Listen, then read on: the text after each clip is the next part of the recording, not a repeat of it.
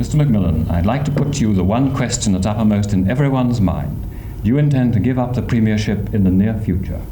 Well, I don't suppose you expect to get an absolutely clear answer to that today. The government has got a good deal of work to do before facing the electors again. As regards my own position, I'll be perfectly frank. I've been 40 years, almost, in the House of Commons. I've been 6.5 years Prime Minister and leader of the Conservative Party. My only object is to do what is right for the government and the party. But I shall not act either with panic or with obstinacy. I shall try to do what's right. I don't think anyone is accusing you of panic, Prime Minister, but do you intend to carry on till the end of this year?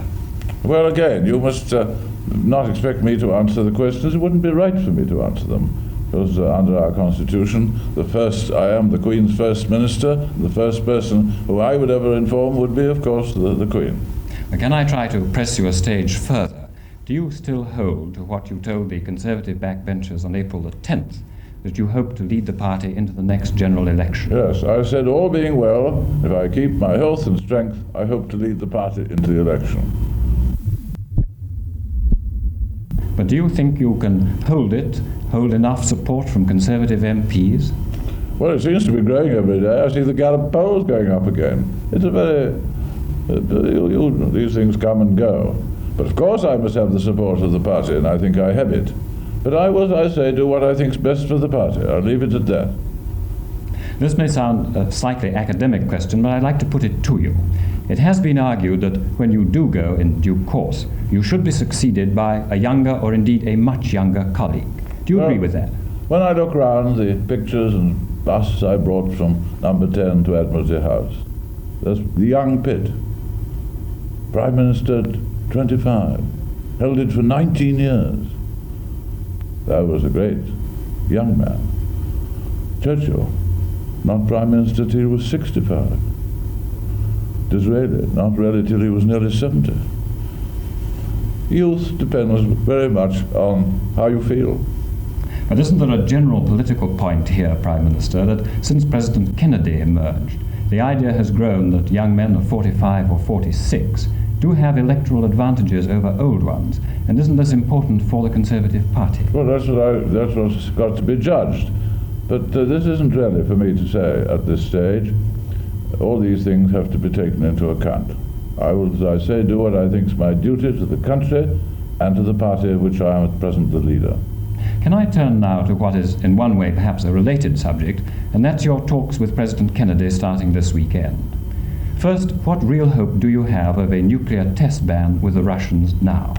Well, of course, these talks, as you know, are not formal visit to the President, like his visits to other countries. Now, ever since I've been Prime Minister, and I think that before, I've every 5 or 6 months had an informal meeting with the President, President Eisenhower, and now with President Kennedy. I think I've had them every 4 or 5 months. And they're tremendously useful. They're not negotiations, they're discussions. You get the point of view in a few hours' talk that it's rather hard to get by ambassadors, however good, or documents, however detailed. I, as you know, care more about this than anything else in the world. I've striven hard for it. My visit to Moscow, the first summit meeting that went wrong, and I've been pressing for it. Now, as a result of correspondence which the President and I have had with Mr. Khrushchev, we've at least got to this. We got it out of the long, boring discussions at Geneva, where it seemed to be stuck down with experts.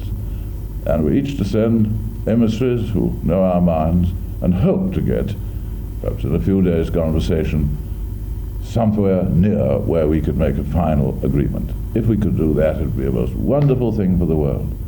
Not only for the importance of the test ban itself, but because it would be the first real agreement between East and West, on which so many other agreements could easily follow.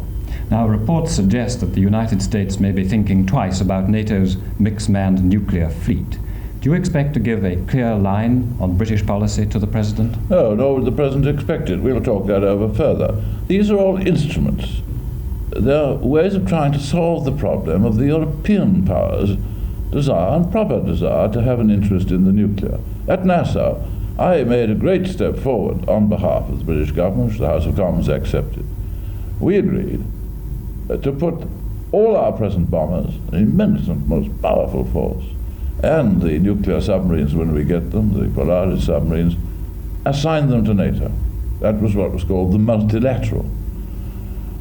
It was a great thing. We have, of course, the final absolute control, which I think one must have, interdependent and independent. Now, this new idea is some way of bringing the other European powers in. It has merits, but it has great difficulties. And I can't do more in the 24 hours the President will be staying with me than just talk over where we now are. It has been said, and said repeatedly by Mr. Harold Wilson, that because your government may be approaching the end of its term and your own position has been in some doubt, you can't speak fully for Britain in any international talks. Is this not a valid complaint? One might just well say that for the President. He's about a year off his time. I think Mr. Wilson's a little apt to try the crown on early in his life. When will the next election be, Prime Minister? I won't tell you that either. Thank you, Mr. Macmillan.